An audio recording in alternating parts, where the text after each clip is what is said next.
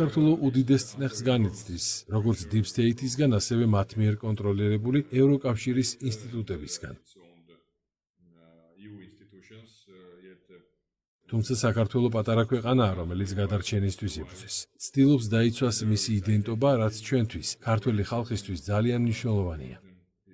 ჩვენ ვცდილობთ შევინარჩუნოთ მშვიდობა და ეკონომიკური აღმავლობა. ჩვენ 9.4%-იანი ეკონომიკური ზრდა გვაქვს და გვსურს ეს ტემპი შევინარჩუნოთ. როგორ ფიქრობთ, უკეთესია საქართველოს გააგრძელოს ევროკავშირზე მუდმივი დამოკიდებულების რეჟიმი, რომელიც მრავალი მიმართულებით კრიზისში იმყოფება და ხმალა მოღებული უპირისპირდება ქრისტიანულ ღირებულებებს.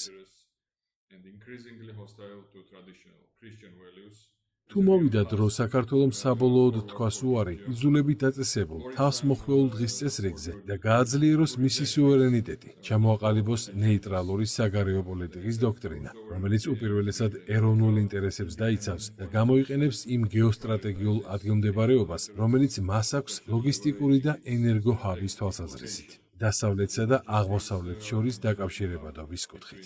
როგორ ფიქრობთ, რა იქნება საქართველოსთვის რეალისტური სამომავლო გზა არა მხოლოდ გადარჩენისთვის, არამედ აყვავებისთვისაც ამ ახალ რეალობაში მულტიპოლარულ მსოფლიო წესრიგში? რაც შეეხება ევროკავშირს, დიახ, მე ღრმად მწამს, რომ უმჯობესია ბრიუსელისგან თავის შორს დაიჭიროთ.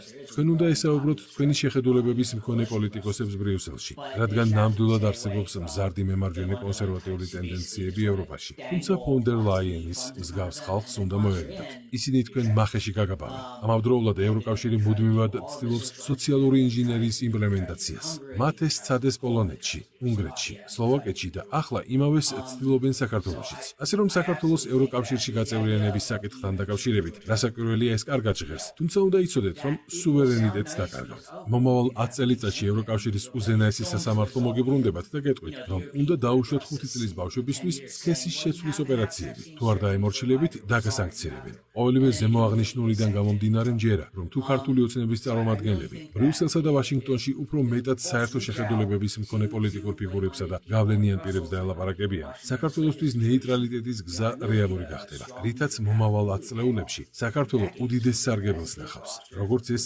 ავსტრიასა და შვეიცარიაში მოხდა.